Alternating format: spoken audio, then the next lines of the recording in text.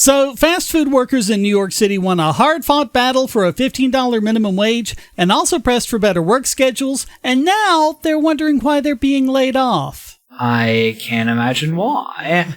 Almost like the law of supply and demand is an actual thing that exists in reality. You radical, you. So, they're back asking the city council to protect them from being fired without a valid reason. Apparently, you aren't providing enough of a benefit to cover the cost of your employment is not a valid reason. How much do you want to bet that this is also going to make it much harder to get hired? Unintended consequences. Remember your boss yacht, folks. Well, as an example, one woman, Melody Walker, complained that she was fired from Chipotle for not smiling enough. And yeah, that's so unfair, right? In a place where you serve customers and are expected to be nice to them and make sure their experience there is pleasant. You know? Sorry, smiling is kind of part of your job. Right so. Believe me, I've worked fast food. I've worked in pharmacies and restaurants and plenty of places where I've had to serve customers. There are customers who are horrible and who you hate and who you can't stand being around for a second because they're just horrible people. You still have to smile and say, I hope you have a pleasant day. That's your job. I mean... So suck it up. I don't really have to deal with customers that often, but even if I'm not, like big grin, teeth showing, smiling, I will still go out of my way to help them. Well, and even if you're not serving customers, there's the morale of your fellow employees. That's important.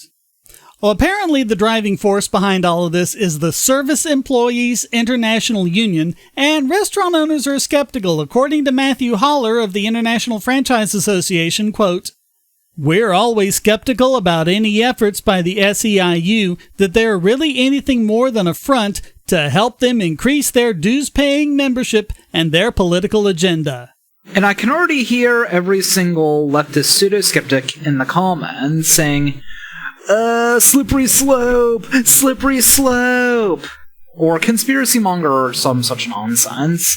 The city councilman Brad Lander said, quote, "No one should fear being fired for no reason at all," proving that he doesn't understand the concept of a voluntary association. Their job is to provide value to their employer, enough to justify their wage. If they are not providing that value, then that is every bit of a reason to fire them. I mean, that's just how life goes. Well, and in the examples they keep giving, it's because the employees aren't doing their job. Like another claimed that she was fired unjustly because she didn't show up for her shift. At least where I work, if you don't show up for your shift and don't call, that's an automatic fire. Well, I mean, she did call. I don't have all the stuff in my notes, but it's in the story. There was like something she had going on. I saw it. It said that she did call, and she claims to have called, but there was Yeah, I mean, you can't have workers that are unreliable, and I mean, especially, we don't know if that was her first time. If that had been like her third or fourth time doing something like that, you can completely understand it. Yeah, since at least where I work, if you do call out too many times, even with notice and even with a valid reason, you will eventually get fired if you keep it up. Yep. Spencer Rubin, chief executive of the Melt Shop, said, quote, "Ultimately, I'm a fan of making our employees' lives better, but some of these rules make it really, really challenging for us to operate. It is a little odd that fast casual and fast food restaurants continue to be singled out." Even as a young teen, I thought that was a bit weird how whenever people wanted to bitch about, this or that industry, they'd always single out McDonald's. It always just struck me as really peculiar and weird.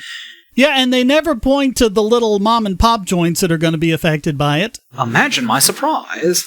The labor attorney Michael J. Lolito said that this just cause requirement would be a first in the country and questioned its timing given that New York City is currently experiencing an all-time low unemployment rate of 4%.